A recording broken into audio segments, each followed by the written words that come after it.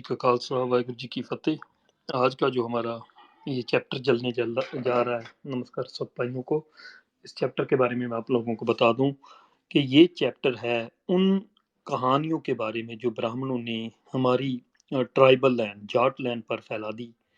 पंजाब, हरियाणा, राजस्थान और western UP में फैला दी। ये कह कर के ये कहानियाँ, कथा कहानियाँ यहाँ की नेटिव हैं। पर जैसे हमने सबूत प्रोड्यूस किए, पहले हमने वेरी लेस फेशियल हेयर्स का जो आपको बताया, और उसके बाद में हमने जो आपको सेकंड चैप्टर भी कल क्लियर किया था मुकुट का, कि क्राउन और पगड़ी दोनों में से पगड़ी की एवोल्यूशन और क्राउन की एवोल्यूशन कहाँ पर हुई। आज का जो हमारा तीसरा चैप्टर है, ऐसे हाथी के बारे में है जो वाइट कलर का है, सफेद कलर का है।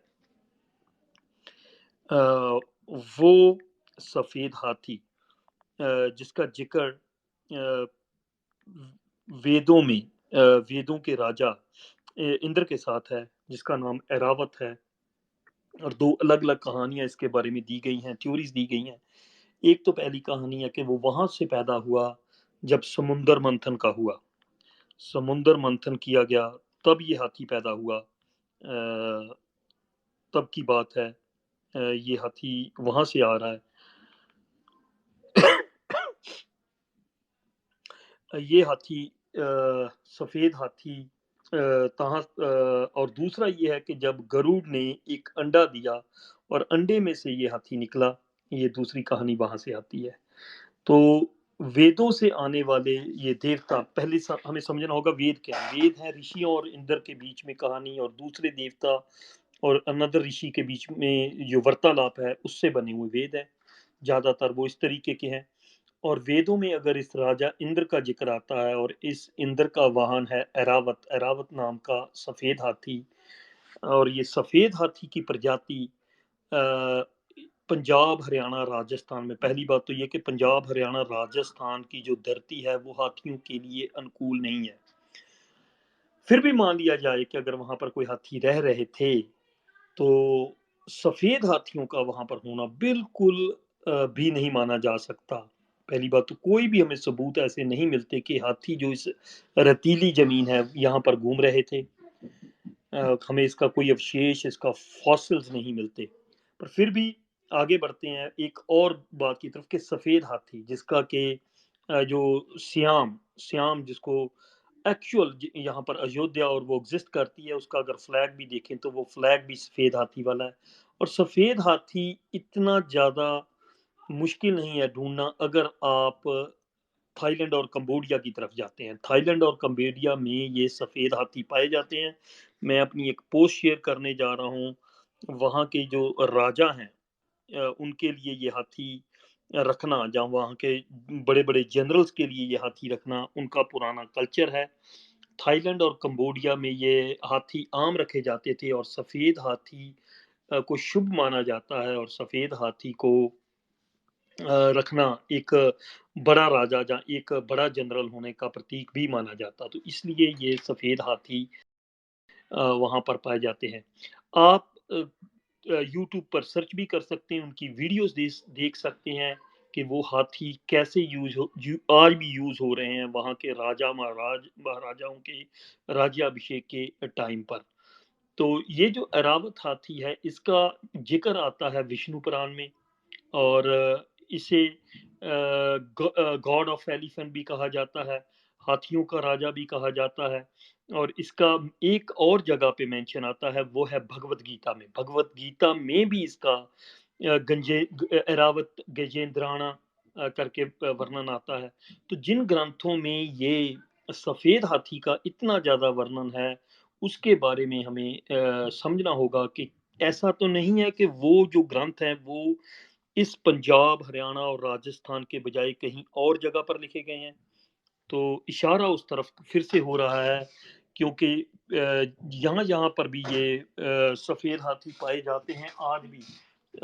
वो जो धरती है वो पंजाब, हरियाणा और राजस्थान की नहीं है। वो जो धरती है वो थाईलैंड और कंबोडिया की है। आप मेरी भाई-बहनों से अपील है कि आप इस इंद्र का जो मेन वाहन है सफेद हाथी जिसका नाम ऐरावत है, जिसके बारे में कहानी है कि वो समुद्र मंथन के वक्त निकला था, इन हाथियों की प्रजाति के बारे में और खोज करें। इससे आपको पता चलेगा कि ये हाथी जो जिसकी ये कहानी लिखी गई है, ये कहानी उस राइटर के द्वारा लिखी गई है जिसने वो प्रजातियों के साथ समा बिताया, या वो इंसान ने लिखी होगी जो उन उस प्रजाति के बारे में जानता होगा। और इससे एक और भी कहानी इसके साथ जुड़ती है, दो कहानियां जुड़ती हैं। अगर इसको आप रावण रावण के सीने में इसने अपनी जो दांत था, टस्क थी, वो भी इसने खुबा दी थी। वो कहानी में भी आता है जिसको बाद में इंद्र ने जीता था और इसको छीनने की कोशिश की थी। और एक और है कि इंद्र के बारे में दो तीन कथाएं मशहूर है कि उसने कैसे एक पहाड़ को काट दिया था। पहाड़ में नदियां, पानी जो था वो एक राक्षस था, वो उसने सात नदियों का पानी वहां पे कैद कर लिया था। तो उसमें भी जब पानी रिलीज होता है अंडर वाटर, जिसको पताल लोक भी कहते हैं, अंडर जो पानी था वहां पर, बारिश बिल्कुल नहीं हो रही थी। जो कहानी है, पहले पहले मैं बता दूं कि वो कहानी है उसमें बारिश नहीं हो रही थी और इंद्र उसकी वजह से उदास हो गया। तो ये हाथी ने उससे उसकी उदासी का कारण पूछा। तो उसने कहा कि मैं बारिश करना चाहता हूँ, लोगों को पानी देना चाहता हूँ। तो इस हाथी ने अपनी सूंड में पानी भर के पताल लोक से सारा पानी खींच लिया था और ऊपर बादलों में फेंक दिया था, जहां से फिर इंद्र ने बारिश करवाई। तो ऐसी कथा कहानियां मैं फिर से कहूंगा कि एक हाथी के द्वारा सूंड से पानी खींच लेना और बादलों में भर देना। हमें एग्जैक्टली आज साइंस की हेल्प से पता है कि बादल कोई ऐसी रुई नहीं है जिसमें कि आप पानी भर सको और फिर वो पानी टपकता रहे। वो आज हमें पता चल चुका है। तो इसलिए मैं बार बार कहूंगा कि कथा कहानियां हैं, जिस किसी ने भी ये कथा कहानियां बनाई हैं, हम आज उसका उसकी पृष्ठभूमि ढूंढने की कोशिश कर रहे हैं कि उसकी पृष्ठभूमि कहाँ है। और मुझे महसूस हो रहा है कि हम जब सब सबूतों को ढूंढते हैं, ये पृष्ठभूमि उसकी बनती है थाईलैंड, कंबोडिया। और मेरी आप भाई बहनों से अपील है कि आप लोग जाके खुद भी सर्च करें सफेद हाथी के बारे में। यूट्यूब पर इनफ मटेरियल अवेलेबल, आपको पिक्चरें, वीडियोस मिल जाएंगी जगह जगह के पर अगर आप सर्च करेंगे। तो मैं इसके साथ ही इसको आज एंड करूंगा, क्योंकि बिल्कुल बिल्कुल ओपन एंड शट केस है कि वो आदमी या वो लेखक जो इन सफेद हाथियों के बारे में लिख रहे थे, ये प्रजाति को वो देख रहे थे, इस प्रजाति के बारे में जानते थे, इसलिए वो सफेद हाथियों की कहानियां लिख रहे थे।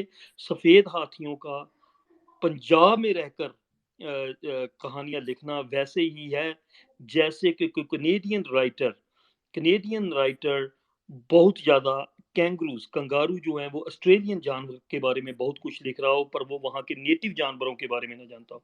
हमें क्लियर कट पता चल जाता है कि जब कंगारू की बहुत सी कहानियां जिन लोगों ने लिखी है वो ऑस्ट्रेलिया से थे, उसी तरीके से सफेद हाथियों की ये कहानियां लिखने वाले लोग थाईलैंड, कंबोडिया, इंडोनेशिया की तरफ थे ना कि हरियाणा, पंजाब और राजस्थान की धरती से।